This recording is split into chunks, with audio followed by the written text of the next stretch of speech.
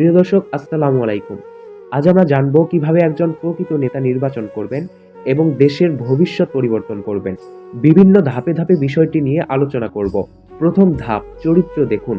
একজন প্রকৃত নেতা সৎ ও ন্যায়পরায়ণ। তিনি দেশের জন্য কাজ করেন, ব্যক্তিগত স্বার্থের জন্য নয়। দ্বিতীয় ধাপ, দূরদৃষ্টি মূল্যায়ন করুন।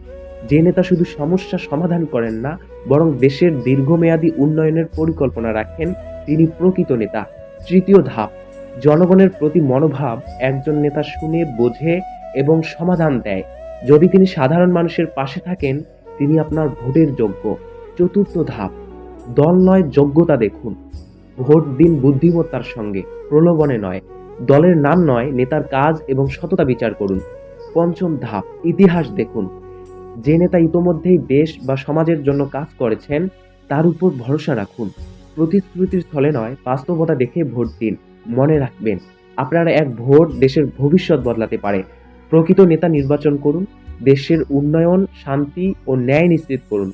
দেশপ্রেমে ভোট দিন, সচেতন ভোট দিয়ে শক্তিশালী নেতৃত্ব তৈরি করুন। ধন্যবাদ।